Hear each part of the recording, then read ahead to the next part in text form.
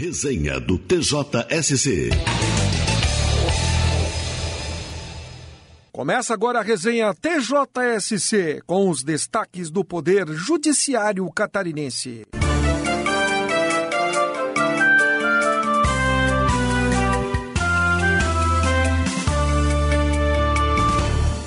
Empresa coloca segurança em risco por queda de escadas em rodovia. Mais informações com a repórter Gabriela Halpe. A terceira Câmara de Direito Civil do TJ manteve sentença que condenou uma empresa ao pagamento de indenização por danos morais e materiais no valor de R$7 mil por provocar acidente decorrente do despreendimento de 2 escadas de alumínio em rodovia. Os equipamentos transportados no veículo caíram sobre a pista e atingiram um motociclista e sua mãe, que estava na carona. As vítimas afirmaram que a empresa comprometeu-se em quitar os danos causados na moto, porém foram informadas pela oficina mecânica de que os custos não haviam sido cobertos. Salientaram que o veículo era o meio de transporte para a universidade e outros compromissos diários, o que as obrigou ao pagamento do próprio bolso. Em recurso, a empresa afirmou ter prestado imediato socorro às vítimas. Defendeu, contudo, a culpa dos autores pelo acidente por transitarem pelo eixo central da via pública, em desrespeito à legislação de trânsito. O desembargador Saul Style, porém, considerou que o evento foi resultado da conduta da ré, que não adotou cautela necessária para acondicionar as escadas de alumínio sobre seu veículo. A votação foi unânime.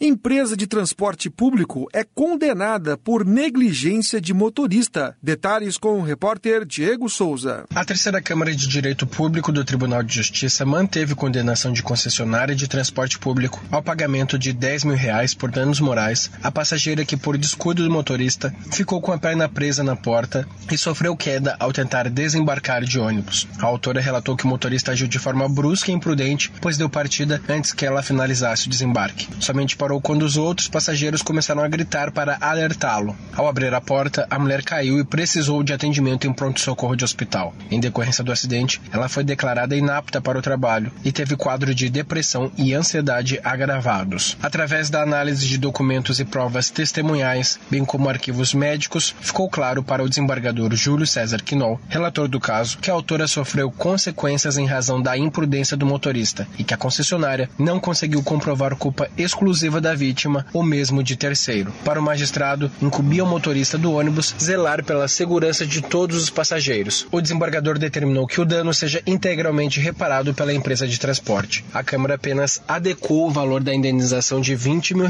para R$10 mil. A decisão foi unânime.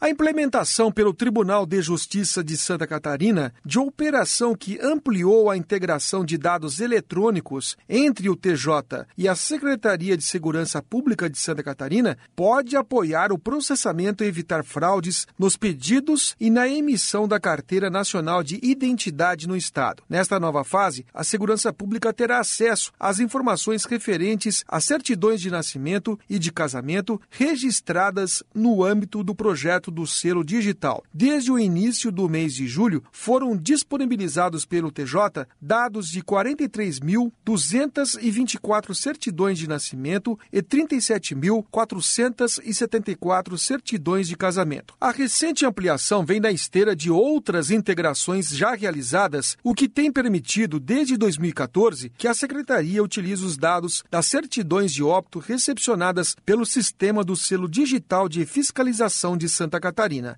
Esta troca de dados permite que mandados de prisão expedidos em relação a indivíduos já falecidos sejam excluídos do sistema da Secretaria. O projeto tem o apoio do Conselho Gestor de Tecnologia da Informação e do Núcleo 4 da Corregedoria Geral da Justiça e foi desenvolvido pela Seção de Controle Judicial e Extrajudicial da Diretoria de Tecnologia da Informação.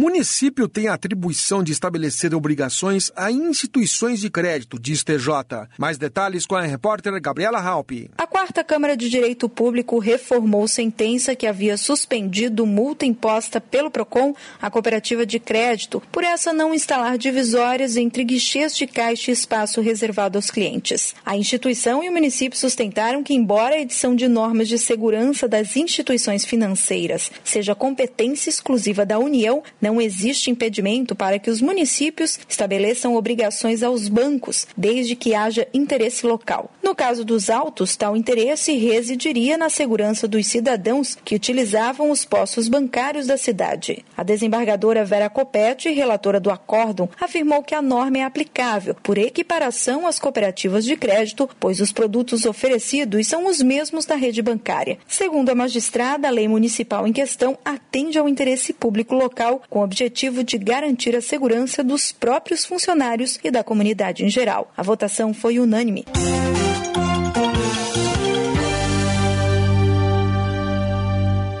Rescisão de seguro por falta de pagamento depende de notificação do segurado. Mais informações com o repórter Diego Souza. A 4ª Câmara de Direito Civil confirmou a obrigação de seguradora em pagar indenização por morte decorrente de afogamento. A empresa alegou que houve atraso no pagamento das parcelas do contrato firmado em 2010. Após o óbito, em 2014, os pais do falecido encaminharam documentos à instituição bancária, mas foram informados de que deveriam solicitar alvará judicial para o recebimento do seguro. A ordem não foi atendida após a informação do banco de que a apólice aguardava cancelamento por ausência de pagamento do seguro. Os pais alegam que nunca foram cientificados ou notificados por via administrativa ou judicial acerca de saldo devedor. Em recurso, a companhia de seguros argumentou que não houve pagamento sequer da primeira parcela e que o segurado não manteve saldo suficiente para débito do valor em conta corrente, de modo que o fato impediu a concretização do contrato de seguro de vida. Segundo os autos, a comprovação no sistema interno do banco de que a primeira parcela foi paga no ato da contratação do seguro. O desembargador Gilberto Gomes de Oliveira, relator do recurso, considerou que há elementos suficientes para crer que, de fato, a empresa agiu com omissão escancarada, gerando expectativa dos beneficiários.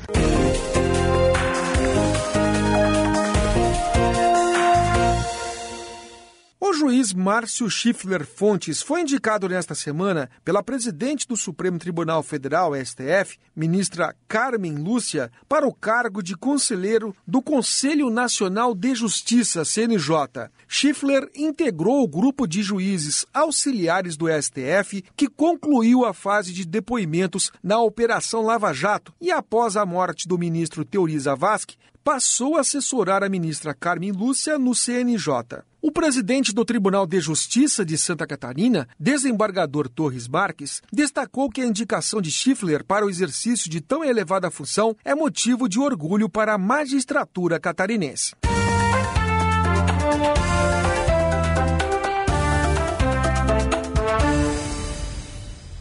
No quadro Entrevista, o jornalista Diego Souza conversou com a psicóloga especialista em psicologia jurídica Andréa Calçada sobre assédio e abuso sexual de crianças e adolescentes. Acompanhe um trecho da entrevista. Andréa, eu abro essa entrevista te questionando a diferença entre assédio e abuso sexual. Bom, Diego, na verdade, todo abuso sexual ela é a imposição de uma atividade sexual sem o consentimento, com a utilização do poder. Seja ele sobre uma criança ou um adolescente, através do poder afetivo, do poder da ameaça, né, daquela ameaça muitas vezes velada, né?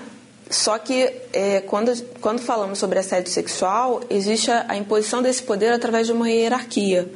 Por exemplo, como temos com relação a um chefe sobre um funcionário subalterno, que muitas vezes se submete pelo medo de perder o emprego, né, pelo poder existente nessa relação hierárquica.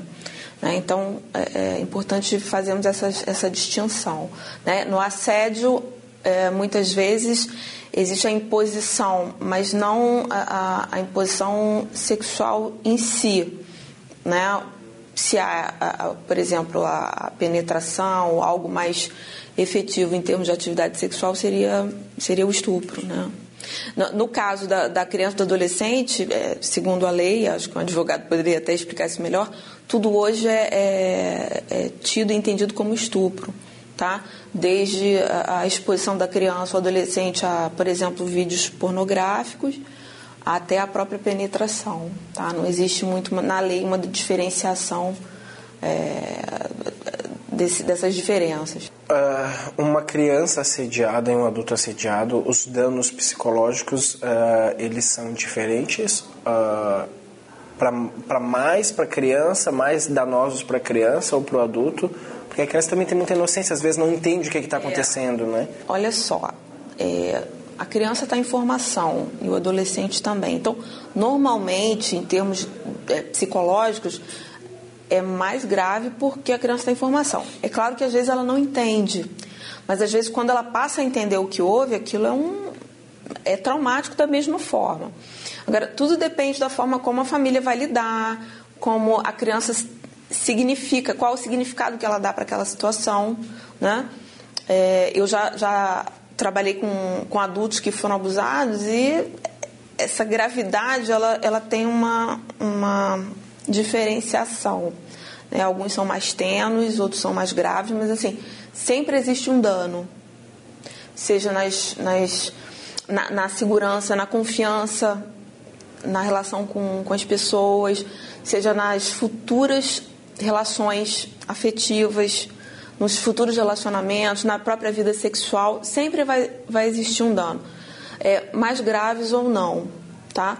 No adulto, com relação ao assédio, isso é grave também, né? Porque muitas vezes ele acaba gerando toda uma situação de ansiedade grave com relação a desenvolver a própria vida, a próprio sustento, se você está numa relação de trabalho, né? Então, assim, é grave, mas normalmente é menos grave porque o adulto, muitas vezes, ele tem maior possibilidade que a criança ou adolescente de sair daquela situação, né? De brigar, de recorrer à justiça, né? De falar sobre o assunto e dizer, olha, eu estou passando um problema grave, o que eu faço com isso?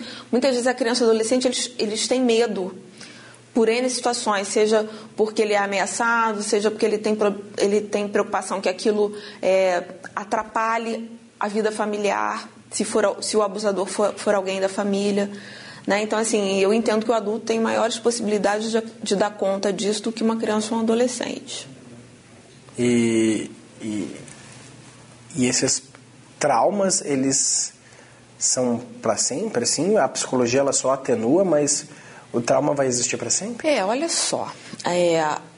Hoje em dia, nós temos técnicas e trabalhos que a ideia é que a pessoa consiga, no processo terapêutico, por exemplo, ressignificar essa história, né? Ressignificar esse abuso e torná-lo menos traumático. É claro que aquela cicatriz já está ali.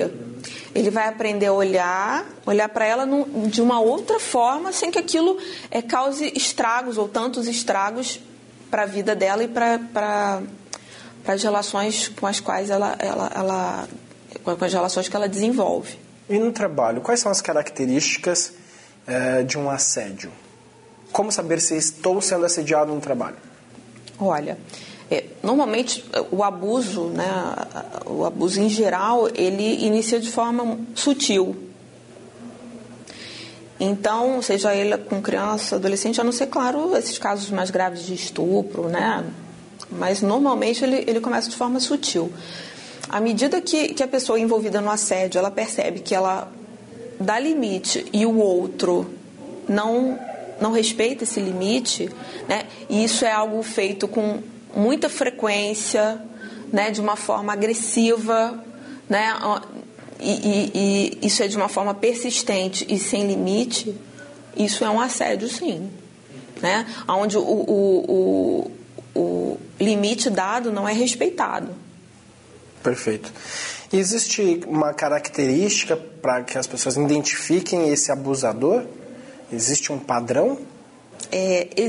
Existem na literatura perfis associados porque existem diferenciações, inclusive, com relação ao pedófilo e o abusador sexual.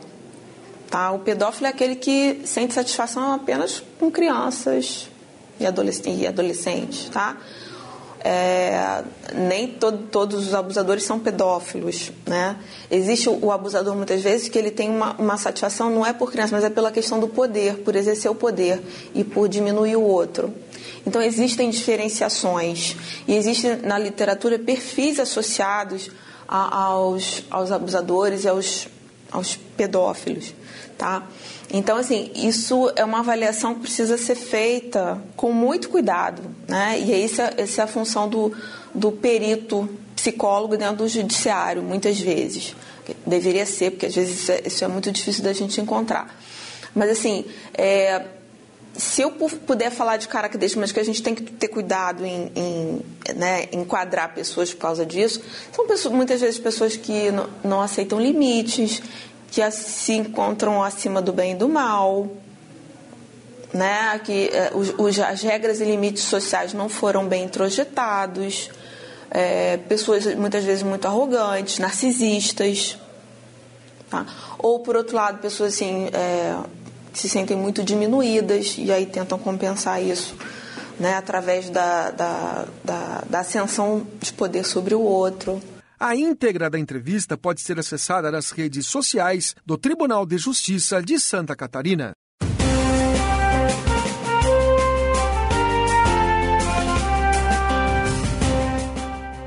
Essa foi mais uma edição da resenha TJSC.